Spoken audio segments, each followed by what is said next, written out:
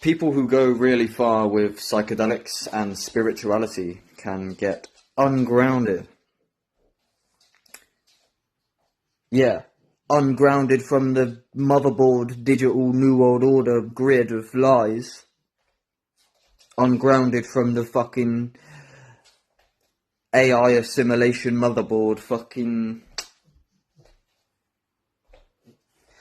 Where it's like, I don't know, what I mean is like, you get ungrounded, but it's like, they say, oh, it's no measure of health to be well adapted to a sick society. So it's like, ungrounded from what?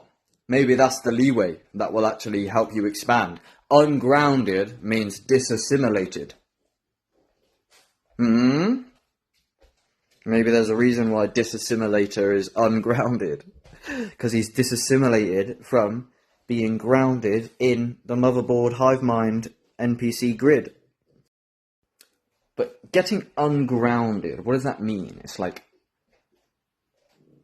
it's almost to detach from something, yeah, to disassimilate, maybe, to an extent, where, like, it's weird how, like, yeah, like, because it come from a contemplation of, I was researching the term scatty, which some, like, a family member kind of called me recently, which I don't blame them for, because I became ungrounded during my psychedelic use, right? But then I noticed that happens with loads of people, like, and I thought of a name like Scatadelic, like psychedelic, but with like scat mixed into it.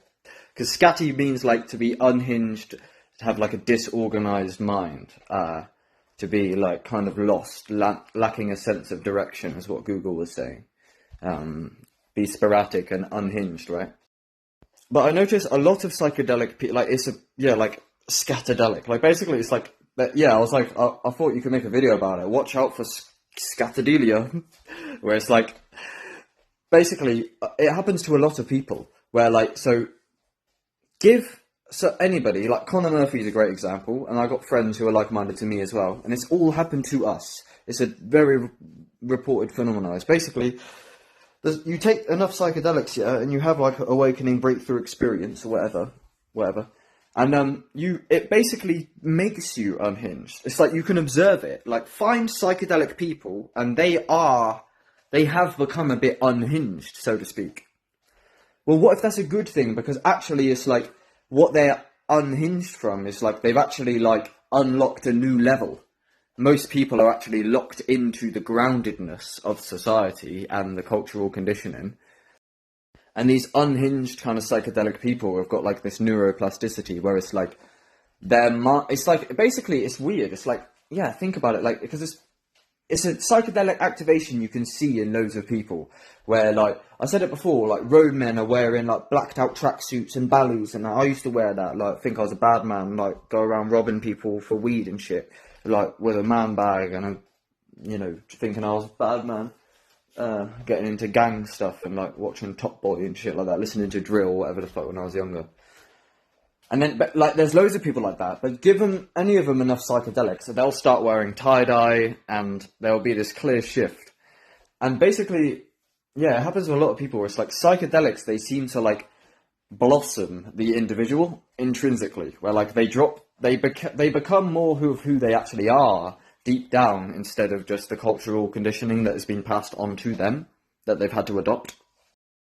Often for means of survival, like you adopt the cultural norms so that you can fit in with the tribe.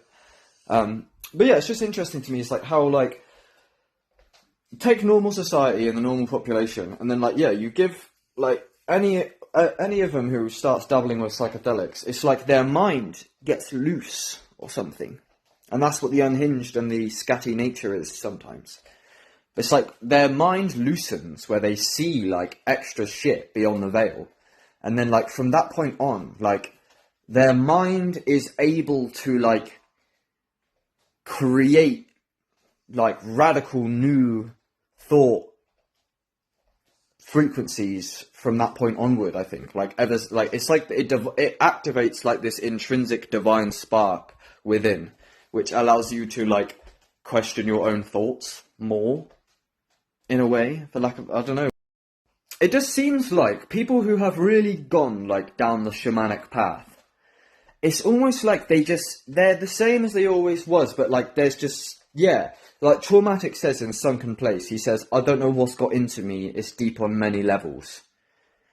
And when I think, I don't know what's got it, something gets into them. It's almost like a possession-ish, where it's like, they have this edge to their mind, that it unlocks an edge to people's minds that like has them able to self-reflect. It like literally unlocks consciousness. I'm telling you. That's what psychedelics do, I'm telling you. That's, yeah. Because, like, I didn't know I was asleep before I took them. Neither did my friends. And people who haven't took them still don't know that they're asleep.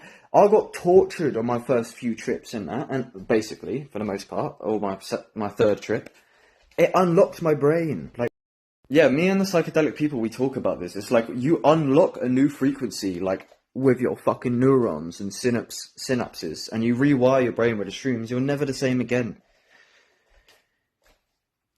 They literally unlock the brain and consciousness, I'm telling you. And people who haven't really dabbled with like heavy psychedelic trips, they're actually just not unlocked, basically.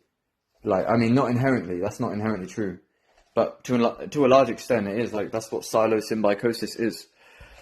Psilocybin symbiosis, psychosis. You're meant to be in symbiosis with some of these plants. Yeah, I don't know, Interesting. But I think that's why humanity is in the Dark Ages a lot, because most people don't have the balls to do the shamanic stuff. So until enough of us have the balls to do the shamanic stuff and bring back the teachings to heal humanity, then we're not going to move forward. We need more shamans.